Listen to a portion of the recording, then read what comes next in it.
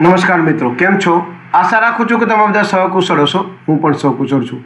આજે 30 April 2026નું current affair લઈને તમારા માટે હાજર થઈ ગયો છું. તો ચાલો મોડું ન કરતા આજનો વિડીયો શરૂ કરીએ છીએ. એની પહેલાં કહેવા માંગીશ કે ચેનલ પર નવા છો તો સબસ્ક્રાઈબ કરીને રાખજો. વિડીયો ગમે છે તો એક લાઇક કરી દેજો અને ભાઈબંધ દોસ્તો ફેમિલી મેમ્બર સાથે આ વિડીયો શેર જરૂર કરજો, જે પણ ગવર્મેન્ટ એક્ઝામની તૈયારી કરતા હોય. કારણ કે દરરોજ કરંટ અફેર માટે લોંગ વિડીયો અને શોર્ટ વિડીયોમાં જનરલ નોલેજ લઈ અને આવતો રહું છું અને તમને અપડેટ કરતો રહું છું. તો ચાલો મોડું ન કરતા આજનો વિડીયો શરૂ કરીએ છીએ. 30 એપ્રિલ 2026 કરંટ અફેરનો પહેલો પ્રશ્ન છે, ભારતની પ્રથમ ટ્રાન્સજેન્ડર ક્રિકેટ અમ્પાયર કોણ બની?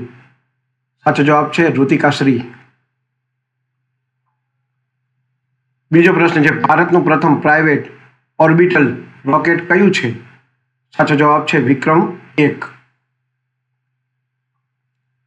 ત્રીજો પ્રશ્ન છે, સિપ્રી રિપોર્ટ 2026માં ભારતને કયો ક્રમ મળ્યો છે? સાચો જવાબ છે 5મો ક્રમ. ચોથો પ્રશ્ન છે, BWF એથ્લીટ આયોગના અધ્યક્ષ તરીકે કોણ પસંદ થયા છે? સાચો જવાબ છે PV સિંધુ.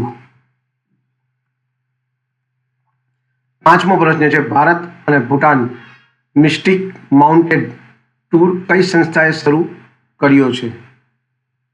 સાચો જવાબ છે IRCTC. છઠ્ઠો પ્રશ્ન છે, આયુષ્યમાન ભારત દિવસ દર વર્ષે કયા દિવસે ઉજવવામાં આવે છે? સાચો જવાબ છે 30 એપ્રિલે. 7મો પ્રશ્ન છે, કયા દેશે યુરોપની પ્રથમ સંપૂર્ણ એકીકૃત લિથિયમ યોજના શરૂ કરી છે? સાચો જવાબ છે ફિનલેન્ડ. 8મો પ્રશ્ન છે, હાલમાં યોજાયેલ EIFF એલિટ યુથ લીગ 2025-26નો ખિતાબ કોને જીત્યો છે? સાચો જવાબ છે પંજાબ FC.